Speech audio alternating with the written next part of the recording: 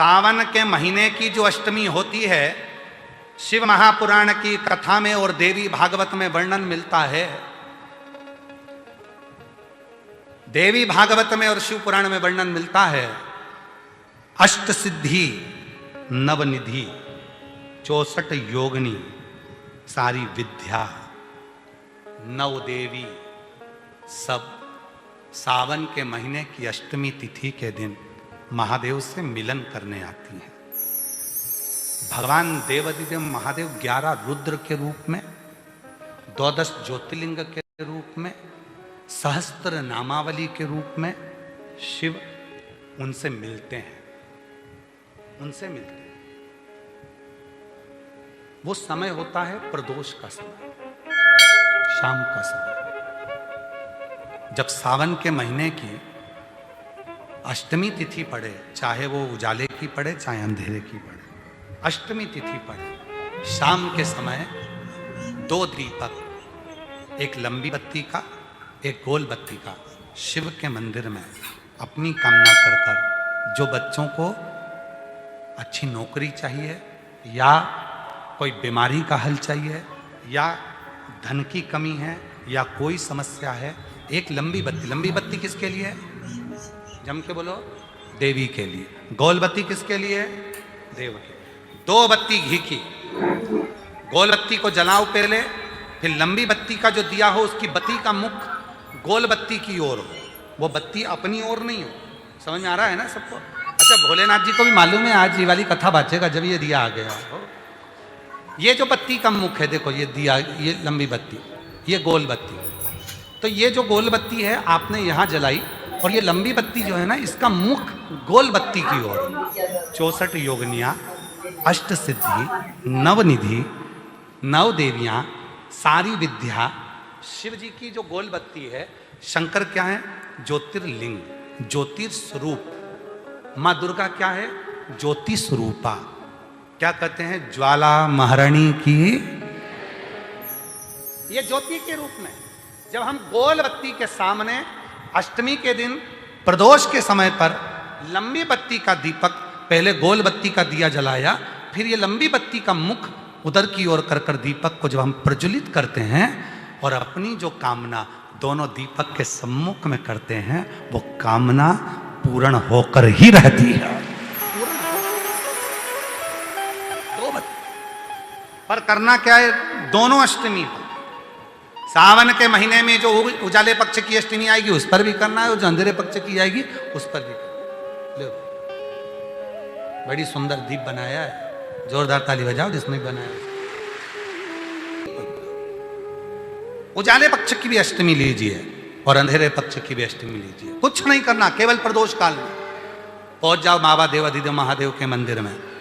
एक दीपक, दोनों दीपक साथ में रखो। एक दीपक गोल बत्ती का पहले जलाओ, लंबी बत्ती का दीपक का मुख गोल बत्ती की ओर करो, प्रज्वलित करो और बाबा को अपने मन का भाव कहो। बाबा को अपने मन का। बड़ा सुंदर महाराज, शमी के 5 पत्ते,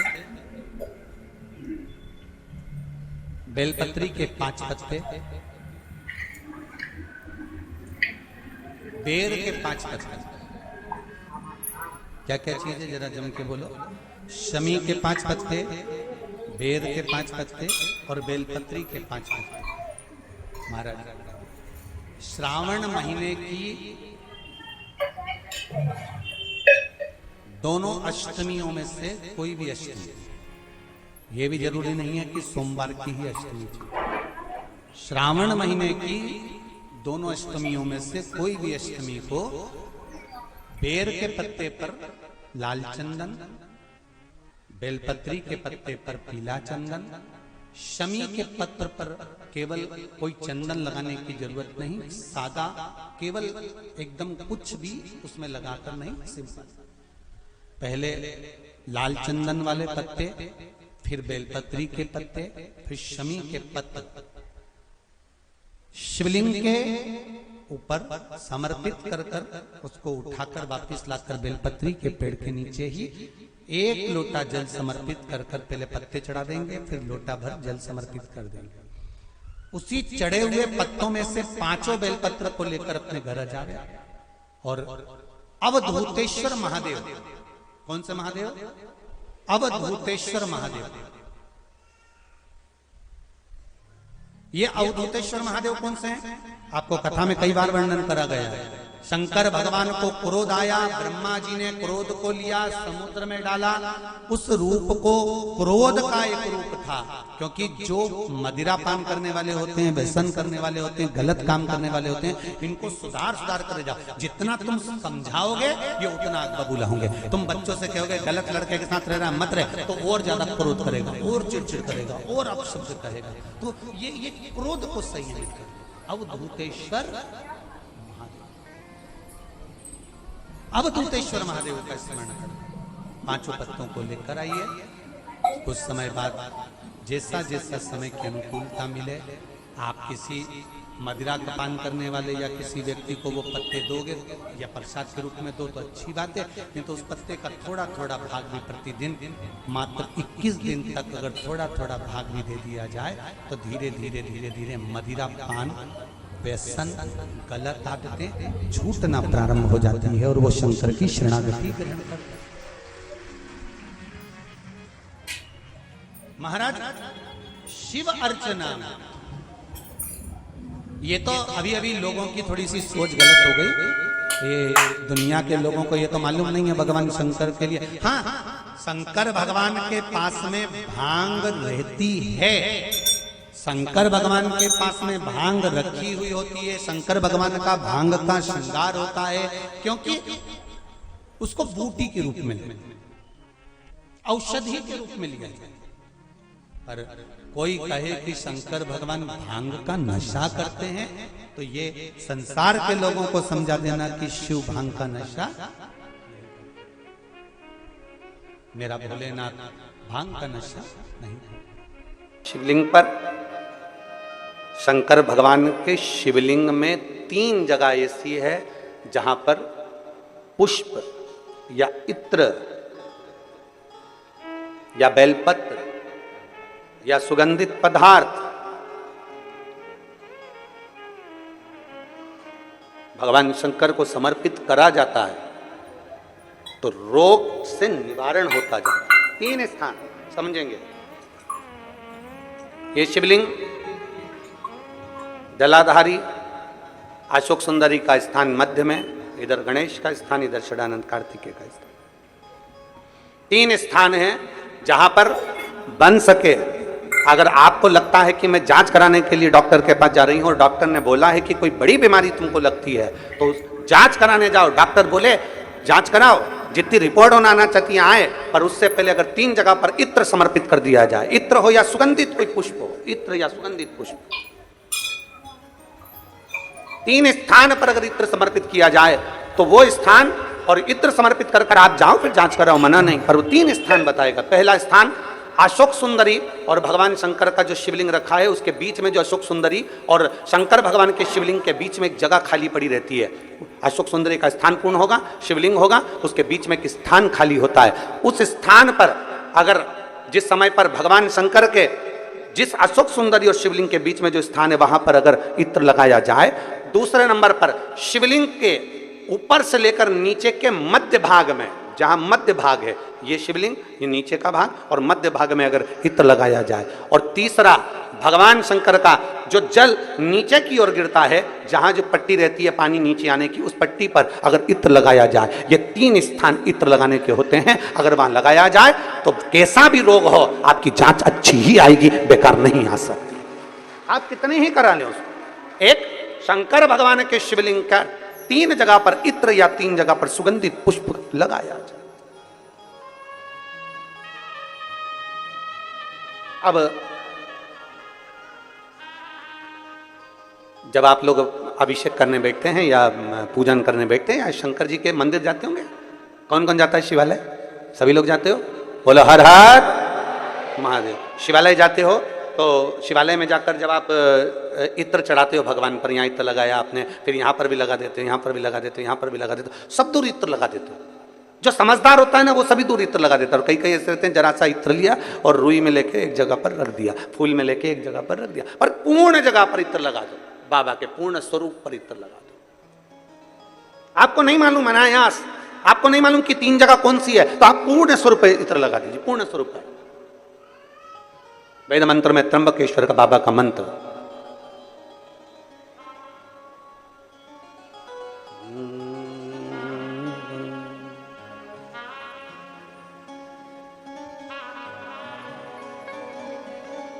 महामृत्युंजय मंत्र, वेद मंत्र का बड़ा सुंदर मंत्र, जिसका हम उच्चारण पूर्ण रूप से नहीं करते हैं व्यासपीठ से, उसको हम मंत्र को मन में गुनगुनाते हैं। एक बार आप भी बाबा के मंत्र को मन में गुनगुनाइए।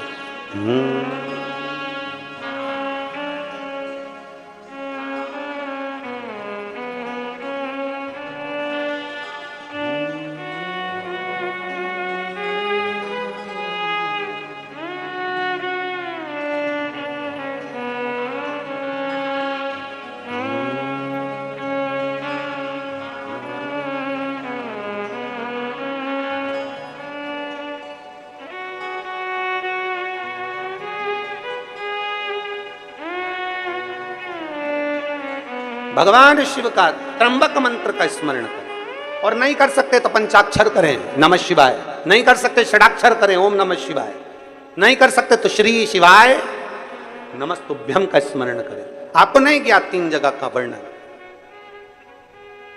यहां तक शिव कथा कहती है। ये जो कई लोग कहते हैं हमारे कोई बच्चा जन्म से जो होता है ना, और कई बच्चे से जन्म से होते हैं जिनकी बुद्धि विकास नहीं कर पाती है। डॉक्टर कहते हैं ये बच्चा अन्य बच्चे से 2 साल 4 साल 3 साल 6 महीना पीछे चलेगा। अब माँ सोचती है मेरा बेटा 2 साल 4 साल 6 साल पीछे अन्य बच्चों से। हाँ, तब उस जगह पर शंकर भगवान के शिवलिंग अशोक सुंदरी की जगह और मध्य का जो खाली स्थान है, मध्य का जो स्थान बचा हुआ है, वो स्थान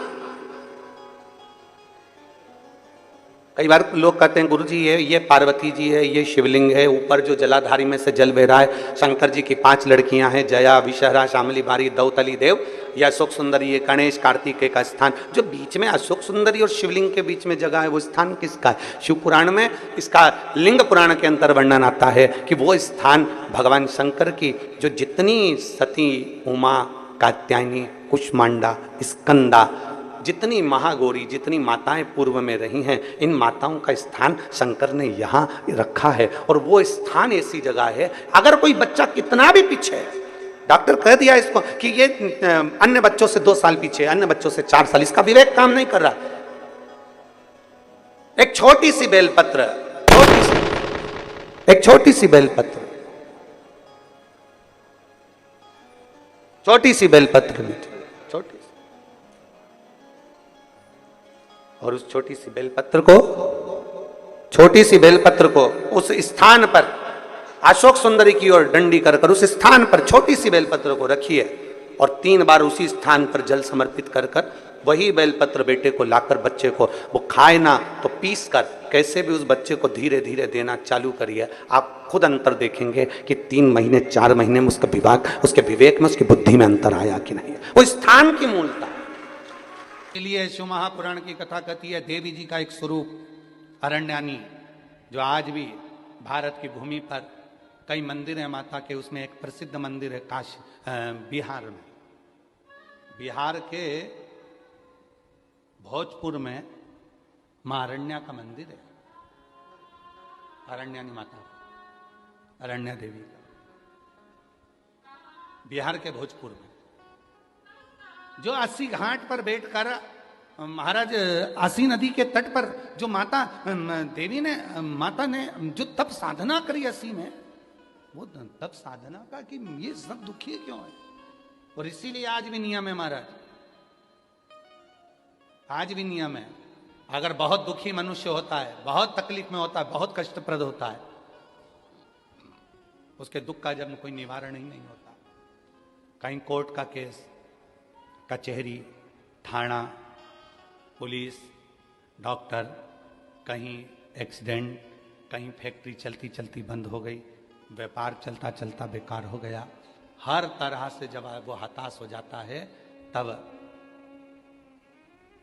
अब आप लोग तो बिहार भोजपुर जाकर, बिहार के भोजपुर में अरण्या देवी का मंदिर है और आप तो वहां नहीं जा सकते, तो उसके लिए 7 लाल पुष्प या एक ही पुष्प की 7 लाल पत्तियां, 7 दुर्वा के साथ में, 7 लाल अक्षत के साथ में, यदि अरण्यानी देवी के नाम से, अरण्यानी देवी के नाम से यदि बेलपत्र के वृक्ष के नीचे समर्पित कर दिया जाता है, तो वो अरण्यानी देवी तुम्हारे घर के जितने भी दुख होते हैं, चाहे कोर्ट से जुड़ा हो, पुलिस से जुड़ा हो, चाहे फैक्ट्री बंद हो रही हो, व्यापार बंद हो रहा हो, तो अरण्यानी देवी उसको संभाल लेती है और बल देकर उसको पुनः आगे बढ़ा देती है। अरण्य वरुणा और असी जिसके बीच में बसी है वाराणसी, ये असी साधारण नहीं है, ये वरुणा साधारण नहीं है। आप लोग तो सब वाराणसी के निवासी हो, तो आप लोगों को ज्यादा ज्ञान होगा कि इन नदियों के तट पर बैठकर कितनी साधना हुई होगी। क्यों भगवान वाराणसी में आकर बस गए, क्यों भगवान ये 2 नदियों के मध्य में आकर बस गए, ऐसा क्या हुआ? वरुणा और असी ने ऐसा कौन सा पुण्य फल पाया था जो ये गंगा मैया उनसे मिलने के लिए आ गई? ये गंगा का संगम हो गया। गंगा तो काशी में थी ही नहीं, गंगा तो काशी में थी ही नहीं।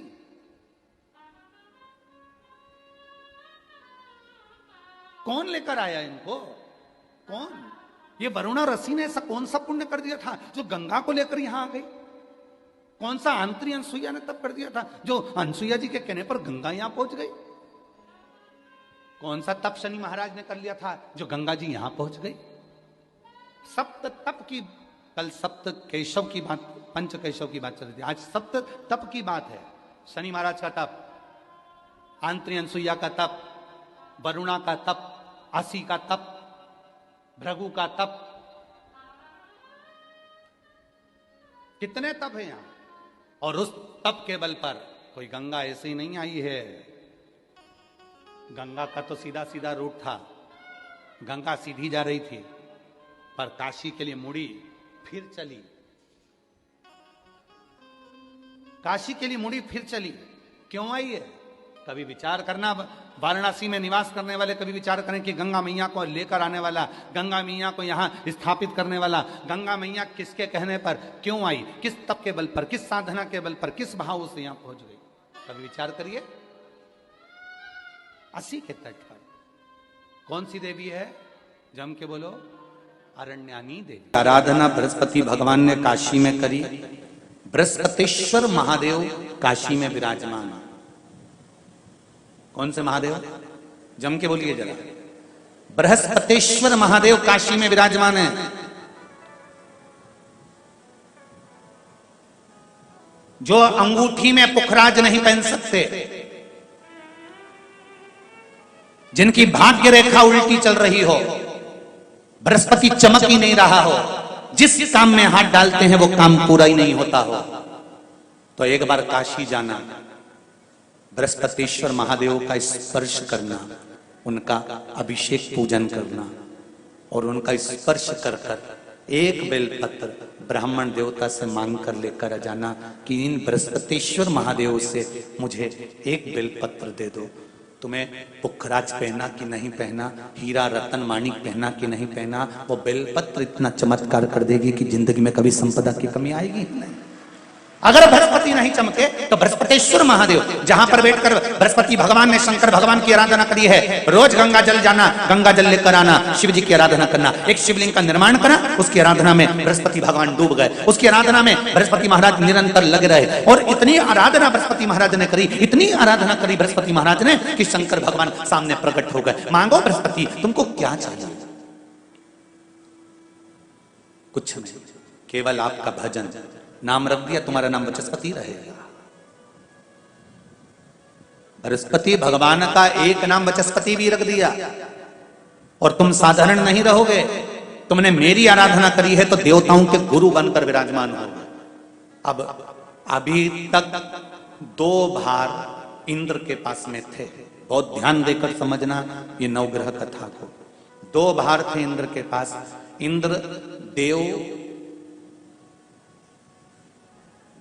देवताओं के गुरु भी बनकर बैठे थे,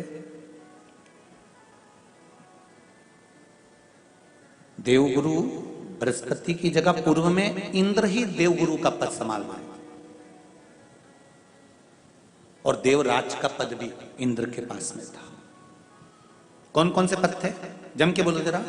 पहला पद देवराज इंद्र का, दूसरा पद देवगुरु, देवगुरु का पद भी इंद्र के पास में था और देवराज का पद भी इंद्र के पास में था। ये दो पद जब होता है साधारण भाषा में आप ले लीजिए, किसी के पास में अध्यक्ष का पद भी है, किसी के पास में और कहीं का पद भी है, 2-3 पद उसके पास में विराजमान है, तो उसके पास में 2-3 पद अगर विराजमान है तो फिर उससे अगर एक पद ले लिया जाता है तो उसको अहंकार आ जाता है, उसको गुस्सा आ जाता है कि बताओ अभी तक तो मुझे पूछा जा रहा था, अब तुम तो वो पद पे भी जान दो। जैसे तुम किसी कुर्सी पर बैठे हो, कथा सुन रहे हो और इतने में कोई रिश्तेदार बाहेती जी का आ गया और तुम बढ़िया आराम से बैठे थे, और बैठे बैठे इतने में बाहेती परिवार से कोई आया और उसने तुमको उठाया, प्लीज थोड़ा सा, और तुम्हें उठाकर दूसरी जगह बिठा दिया और उन्होंने अपने वाले को कुर्सी पर बिठा दिया।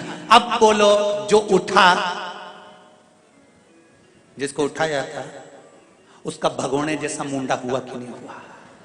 अरे बोलो तो, अपन दूर कथा नहीं जाते, कथा अपन अपने ऊपर लेके चलो कि अपन कैसे समझें इस कथा को। बहुत अगर गहन तत्व की कथा सुनेंगे तो समझ में आएगी नहीं, यहां से सुनी, यहां से निकाल दी, बच्ची कुछ दी ऊपर से निकल गई और मालूम पड़े थोड़ी देर बाद माताएं कुर्सी पे बैठी बैठी।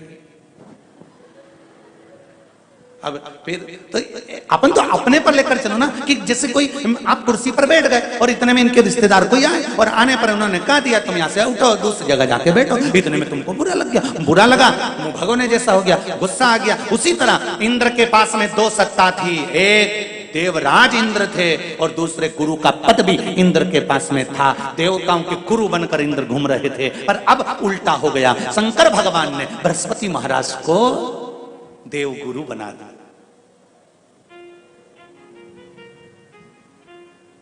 अब जैसे ही देवगुरु बनाया तो इनका इंद्रदेव का मुंह, अरे बोलो तो तुम, भगोने सा हो गया, कुर्सी उतरी कि मुंह भगोड़ा। अब इनका मुंह भगोने जैसा हो गया तो गुस्सा तो गुस्सा। इतने में इंद्र ने, बृहस्पति महाराज देवगुरु बन गए, इंद्र सिंहासन पर बैठे थे, अप्सराओं का नृत्य देख रहे थे, वहीं से देवगुरु बृहस्पति का आगमन हुआ। बृहस्पति महाराज जैसे ही आए तो इंद्र तो सिंहासन पर बैठकर पूरा अप्सराओं का नृत्य देख रहे थे, उनको देवगुरु बृहस्पति से मतलब ही नहीं था।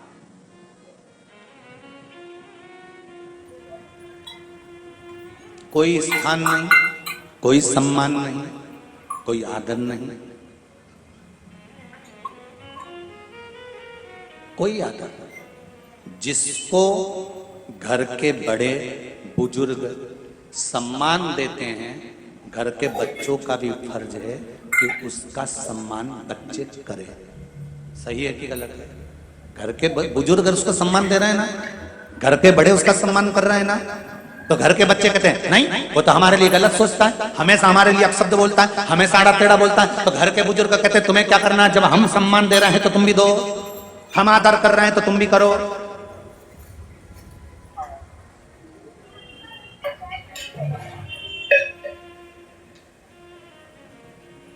पर नहीं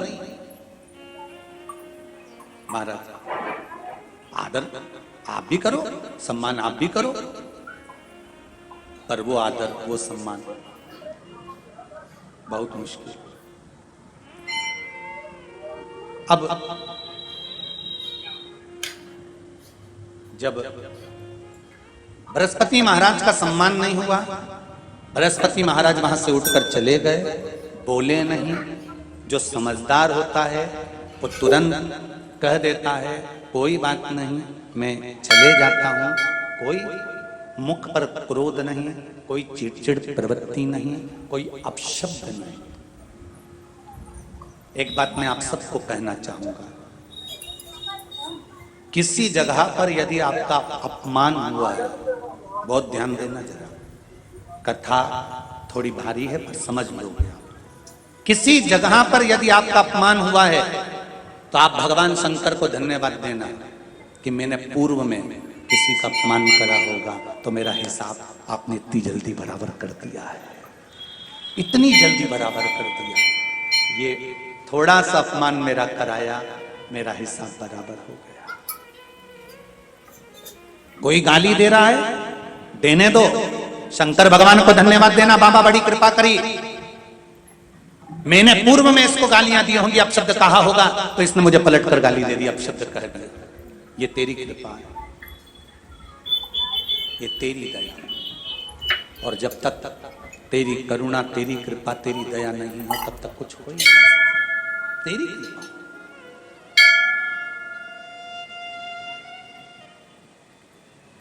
भगवान से कहो, हे देवाधिदेव महादेव, मैं ये नहीं कहता कि मुझे रोने मत देना, क्योंकि कर्म का भोग तो मुझे भोगना पड़ेगा। देवाधिदेव महादेव से कहो, हे देवाधिदेव महादेव, मैं ये नहीं कहता कि मुझे रोने मत देना, पर इतना जरूर कहता हूं, तेरे सिवा किसी दूसरे के आगे झुकने मत देना, बस इतनी कृपा कर। मैं ये नहीं कहता कि मुझे रोने मत देना, बस तुझसे निवेदन है कि केवल तेरे दरबार के अलावा किसी दूसरी जगह पर मुझे झुकने मत देना, क्योंकि मैं जानता हूं अगर तू मुझे अपना समझता है, झुकने नहीं दे सकता तो फिर रोने भी नहीं देगा। जैसे छाता पानी में जरूरी है, उसी तरह शिव का नाम दुख के समय में जरूरी है, तकलीफ के समय में जरूरी है, कष्ट के समय में जरूरी है। और ऐसे कई लोग आपको मिलेंगे जो आपसे कहेंगे कि मेरे पास आकर बैठना, मैं तुम्हारी जिंदगी के जीवन में कभी दुख नहीं आने दूंगा। नहीं भाई, ऐसा हो नहीं सकता। शिव महापुराण की कथा कहती है, दुख और सुख ये दो पहलू हैं, ये तो हमारे जीवन में चलेंगे। जूता चप्पल की दुकान पर गए हो कभी तुम लोग? अरे बोलो तो जम के, ठीक है। एक जूता दे देता है क्या वो? छत्तीसगढ़ में भिलाई में जूता की दुकान पर जाओ और कह दो भैया हमको एक ही जूता चाहिए, हम दो जूते नहीं चाहिए, देगा क्या? वो कहेगा नहीं साहब, जूता तो जोड़ी से मिलेगा, 8 नंबर का जूता चाहिए तो 2 पहनने के लिए 2 पाँव में मिलेगा। और तुम क्यों नहीं साहब, हम कथा में गए थे, हमारे जयंती स्टेडियम में, हमारा एक जूता चले गया है 8 नंबर का, यही डिजाइन का दूसरा दे दो, एक देगा? अरे बोलो तो नहीं देगा। क्या कहेगा? क्यों साहब, मेरी दुकान में क्या एक जूता मिलेगा? मिलेगा तो दोनों मिलेगा, हमको एक जूता नहीं, दोनों जूते। दुकान पर जाओ जूता की, तो जूता की दुकान पर जाओगे तो जोड़ी से जूता मिलता है। उसी तरह परमात्मा जब जन्म देता है तो सुख और दुख दोनों जोड़ी से देता है, हमारे जीवन को जीने के लिए वो जोड़ी से देता है। सुख भी देगा और दुख भी देगा। अब आपको सुख अगर मिल गया है, सुख की अनुभूति हो गई है कि मेरे गाड़ी भी है, बंगला भी है, जमीन भी है, जायदाद भी है, संपदा भी है, सब कुछ है, तो हो सकता है शरीर में थोड़ा कष्ट देगा, हो सकता है शरीर में कष्ट। ये दोनों जोड़ी से मिलते हैं। शंभु शंभु, दूसरे नंबर का पंडाल पीछे की आवाज। हो सकता है ये कि तुम सोचो कि मुझे केवल सुख ही मिलेगा, नहीं मिलेगा। दुख और सुख ये दोनों जोड़ी से प्राप्त हो।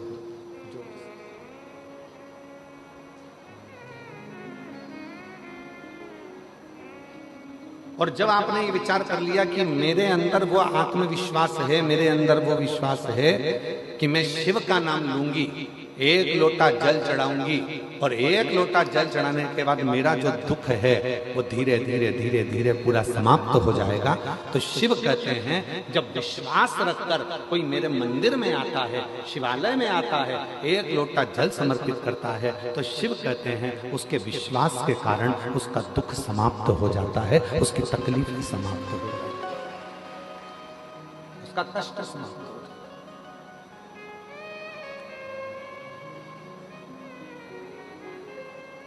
अब लोग क्या कहते हैं, सियोर वाले बाबा जी ने एक लोटा जल चढ़ाना बताया, बेलपति चढ़ाना बताई, सियोर वाले बाबा जी ने कहा कि नीला पुष्प चढ़ा देना, सियोर वाले बाबा जी ने कहा ये तुमने क्यों कब चढ़ाया? जब तुम्हारे अंदर विश्वास प्रबल हो गया, जब तुम्हारे अंदर भरोसा प्रबल हो गया, जब तुम्हारे अंदर दृढ़ता प्रबल हो गई, जब तुम्हारे अंदर शिव के प्रति प्रेम प्रबल हो गया, और ये विश्वास, ये दृढ़ता, ये भक्ति जब भीतर प्रबल हो जाती है, तब जाकर अपने जिंदगी के सारे दुख मिटना प्रारंभ हो जाते हैं और सुख आना प्रारंभ हो जाता है।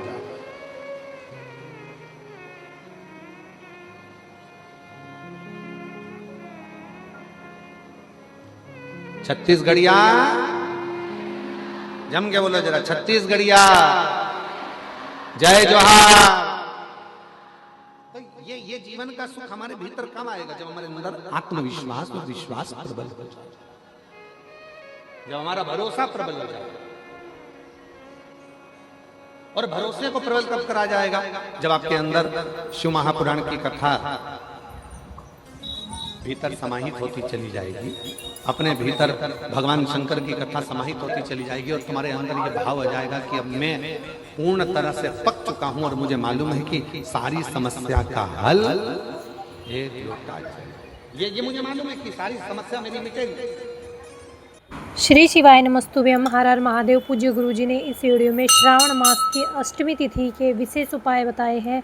श्रावण मास की ये लास्ट आखिरी अष्टमी तिथि है। इस पर आपको अवश्य ही भगवान भोलेनाथ की पूजा अर्चना मन से करनी चाहिए।